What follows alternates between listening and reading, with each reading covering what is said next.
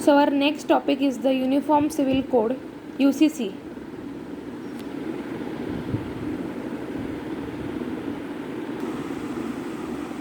Uniform Civil Code UCC is defined in our constitution under the Article 44 of the Directive Principles of State Policy. It states that it is the duty of the state to secure for the citizens a uniform civil code throughout the territory of the India. In other words, we can say that it means one country, one rule. It is known as UCC. It is a common set of governing rules for all citizens of India, which refers to replace the personal laws based on religious, scriptures, and customs. These laws are famous from the public law and cover the marriage, divorce, inheritance, adoption, and maintenance. Series of bills were passed to codify the Hindu laws in the form of Hindu Marriage Act 1955, the Hindu Succession Act 1956, the Hindu Minority and Guardianship Act 1956, and the Hindu Adoption and Maintenance Act 1956 are collectively known as Hindu Code Bill.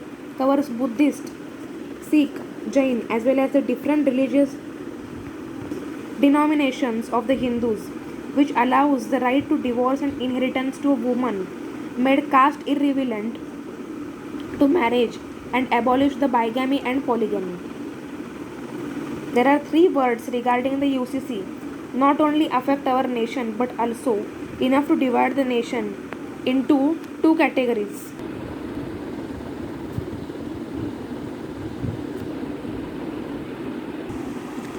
Due to which to take decision on it becomes a little difficult.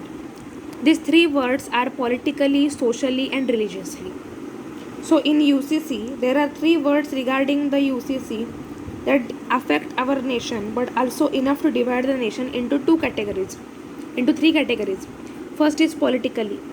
By political view, the nation is divided as a BJP propagates the implementation of the Uniform Civil Code and the non-BJP like Congress, Samajwadi Party and the other parties who don't want to implement UCC. Means by political view, the major party BJP supports UCC but the other parties opposes it. So here this becomes difficult to implement UCC. Next is socially. The literate person of the country who have analyzed the pros and cons of UCC, and on the other hand the illiterate who have no idea about it and being in the hands of political pressure they will take decision. Means literate people or who have the knowledge of UCC they will support the UCC, but the people who don't know or who are illiterate who don't have that much knowledge then they will support or they will give the vote under the hands of the political pressure. So here socially it becomes social factor is become difficult to implement UCC all over the India. Then next is the religiously. There is a gap between the Hindus and we Hindus and are in a majority and Muslims the minority community. Means because of the religious factor also it becomes difficult to implement UCC. So these are the three factors: politically, socially, and religiously.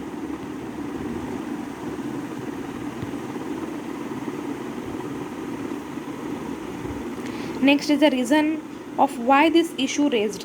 So this issue of the Uniform Civil Code has emerged into India's political discourse recently, mainly because many Muslim women affected adversely by the personal laws have begun knocking on the doors of the Supreme Court to uphold their fundamental rights to equality and liberty. In keeping with the constitutional provisions, the Union Law Ministry has recently asked the Law Commission to examine the matters in the relation to the implementation of the Uniform Civil Code. So the question is here that why the Uniform Civil Code's matter was raised, because the Muslim women have been affected because by their personal laws they don't get that much justice, so they are knocking the doors of Supreme Court to uphold their fundamental rights. So here we can say that by making UCC it becomes easy to implement the laws because every caste, every gender will have the same laws. So the Union Law Ministry has recently asked the Law Commission to examine the matters in the relation to the implementation of the Uniform Civil Code. Pros and Prawns advantages of the Uniform Civil Code. So the prawns of the Uniform Civil Code is to first to provide the equal status to all citizens, to promote the gender parity. Uniform Civil Code will bring both the men and women at par, means equal. Third is to support the national integration, means all Indian citizens are already equal before the court of the law, as the criminal laws and other civil laws, means criminal laws are common but other civil laws except the personal laws are same for all. With the implementation of the Uniform Civil Code, all citizens will share the same set of personal laws. There will be a no scope of politicization of issues of the discrimination. Fourth is bypass the issue of reform of existing personal issue. Fifth is the simplification of laws. Sixth, simplification of the Indian legal system. UCC will lead to the reduction in litigation emanating from multiple personal laws. Emanate means to produce or show something. Gender justice. So these are the advantages of Uniform Civil Code.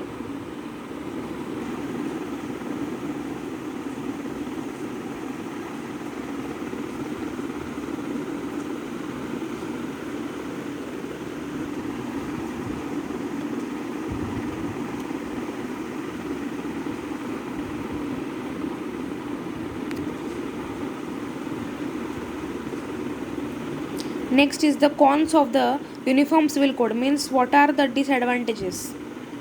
First is the practical difficulties due to the diversity in India, as we are having it is practically tough to come up with a common and uniform set of rules for the personal issues like the marriage due to the tremendous cultural diversity in India across the religious, sects, caste, states, etc. Means we are having variety of diversity, so it becomes a practical difficulty to implement the UCC due to the diversity in India.